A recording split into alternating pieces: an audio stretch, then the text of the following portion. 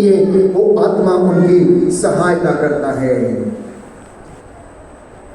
तो इसी क्रम में एक और महत्वपूर्ण बात मैं आपको बताना चाहता हूँ, और वो ये है कि आज हर एक विश्वासी, हर एक भाई बहन दो चीज़ों के लिए तरसता है और इसकी हमें आवश्यकता भी है। पहली आवश्यकता है बंधनों से, रोग बीमारी से छुटकारा पाना, आजाद होना, ये पहली बात है।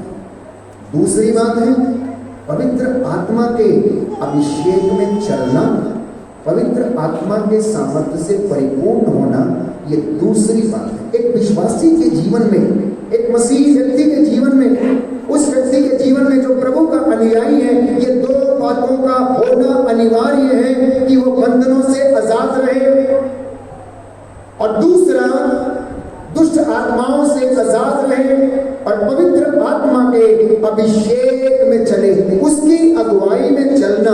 क्योंकि विश्वासियों के जीवन में जब कमी होती है, लड़ाई है, झगड़ा है, मनमुटाव है, ईर्ष्या है, द्वेष है, पैसे के पीछे दौड़ना, काम के पीछे दौड़ना, ईश्वर के पीछे नहीं भागना, तो इसका सीधा सा तात्पर्य ये है, सीधा सा अर्थ ये है कि उनके जीवन में वो आत्मा से संचालित नहीं है, वो सांसारिक आत्मा से संचालित।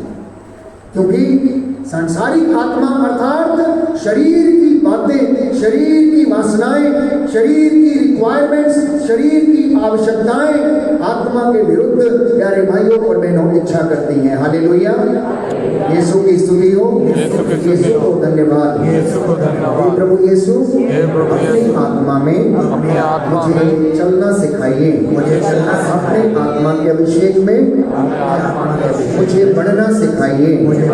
Hallelujah, hallelujah, hallelujah. तो प्रभु यीशु को मालूम था कि उसके चेले बहुत कमजोर हैं, चेलों की जिंदगी हमसे भी ज्यादा बदतर थी। वो बेचारे अनपढ़ थे, गंवार थे, कोई मछुआरा था, कोई चुंगी घर में बैठकर ठगी किया करता था। 2 जून की रोटी कमाने के लिए दिन रात उन्हें मेहनत करना पड़ता था। यदि आप चेलों के जीवनियों को आप पढ़ें तो प्यारे भाइयों और बहनों, उनके विषय में आपको पता लगेगा उनके जीवन में कितनी गरीबी थी। मछली पकड़कर उनसे अपना व्यवसाय करना, अपनी जीविका चलाना और इसी के साथ बहुत सारी अन्य ऐसी बातों में रहना, डर से वो भरे हुए थे, जल्दी किसी से बात नहीं कर पाते थे। और यीशु को मालूम था उनकी कमजोरियों के विषय में, उनकी गरीबी के विषय में, उनकी जो अनपढ़ता थी उसके विषय में यीशु को सब कुछ मालूम था। तो वह यीशु योहन के सुसमाचार अध्याय 14 में उनसे कहता है कि मैं पिता से प्रार्थना करूंगा कि वह तुम्हें एक दूसरा सहायक प्रदान करेगा। क्या प्रार्थना किया? कहता मेरे जाने के बाद पिता तुम्हें एक दूसरा सहायक प्रदान करेगा। सहायक का अर्थ क्या है? असिस्टेंट। असिस्टेंट का काम क्या होता है? बोलिए, असिस्टेंट का काम क्या होता है? बहुत सारे असिस्टेंट नहीं आते। कोई पानी लेके आ रहा है, मेरी हर जरूरत का ख्याल रख रहे हैं। आप अगर उनके साथ आपका असिस्टेंट है तो आपको कब चाय पीना है, कब पानी पीना है, कब आपको बाहर जाना है, कब आपके कपड़े तैयार करने, कब आपकी गाड़ी तैयार करनी, हर चीज का वो ध्यान रखें। उसी तरह से आध्यात्मिक जीवन में यीशु ने कहा मैं तुम पिता से प्रार्थना करूंगा कि वह तुम्हें एक दूसरा सहायक प्रदान करे जो तुम्हें बताएगा तुम्हें क्या करना है, कब कहां पर जाना है, कौन सी बातें बोलनी है। वो तुम्हें तुम्हारे होठों पर, जुबान पर अब बातों को रख देगा। कचहरी, कोर्ट कचहरी जाते समय तुम्हें शब्द दिए जाएंगे, पवित्र आत्मा तुम्हारी ओर अगुवाई करेगा और वो बोलेगा, पवित्र आत्मा तुमको बताएगा। ये किसने बातें कही? स्वयं प्रभु यीशु ने बातें कही। प्यारे भाइयों और बहनों, हर एक के पास वो पवित्र आत्मा है। मेरे और आपके पास जो बातें करता है, जो प्रेरणा देता है, जो हमारी जरूरतों की देखभाल करता है, आध्यात्मिक जरूरतों की जो देखभाल करता है। तो प्रभु यीशु के विषय में जब हम पढ़ते हैं बाइबल में तो स्वयं प्रभु यीशु आत्मा से परिपूर्ण था। उनके जीवन की खासियत हासिल क्या किया? उनकी पैदाइश पवित्र आत्मा के सामर्थ्य से हुई। बाइबल हमें बताती है कि मां मरियम के गर्भ में यीशु पवित्र आत्मा के द्वारा आया। दूसरी बात, जब उनका बपतिस्मा हुआ यरदन नदी में, तो आत्मा कपोत के रूप में आकर उनके कंधे पर बैठ गया और ऊपर से वाणी सुनाई पड़ी कि यह मेरा प्रिय पुत्र है, मैं इससे अत्यंत प्रसन्न हूं, तुम इसकी सुनो।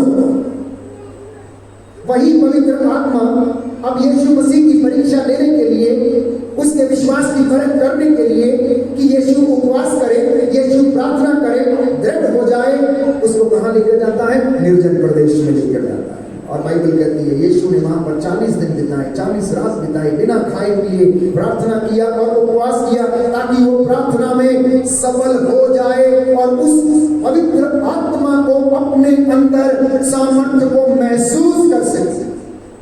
और इसके बाद बाइबल कहती है कि वही पवित्र आत्मा ईसा को गलीलिया लेकर गया और ईश्वर का वचन सुनने के लिए भीड़ की भीड़ यीशु के आस-पास एकत्र हो गई। और जब उन्होंने वचन सुने तो प्यारे भाइयों और बहनों, उनके जीवन में परिवर्तन आया, चंगाइयां आई और उन्होंने अंगीकार किया। हालेलुया, यीशु की स्तुति हो, यीशु को धन्यवाद, यीशु की आराधना हो, यीशु की महिमा हो, यीशु को धन्यवाद। Hallelujah, hallelujah, hallelujah. यूहन्ना का सुसमाचार अध्याय 14 पद संख्या 2 प्रभु का वचन कहता है, परंतु वह सहायक पवित्र आत्मा जिसे पिता मेरे नाम पर भेजेगा, तुम्हें सब कुछ समझा देगा, मैंने तुम्हें जो कुछ बताया है वह उसका स्मरण दिलाएगा। Hallelujah, hallelujah. सुनिए ध्यान से, महत्वपूर्ण बात है। पिछले 2-3 दिनों से जो वचन आपने सुने हैं, अगर आप पवित्र आत्मा से संचालित हैं तो ये वचन पवित्र आत्मा आपको याद दिलाएगा, प्रेरणा देगा। बेटा बेटी, ये काम तुम्हारे लिए गलत है जिंदगी में, ये तुम्हारे जीवन की गलती है, वो सब बातों को याद दिलाएगा। अच्छाई और बुराई को वो याद दिलाएगा।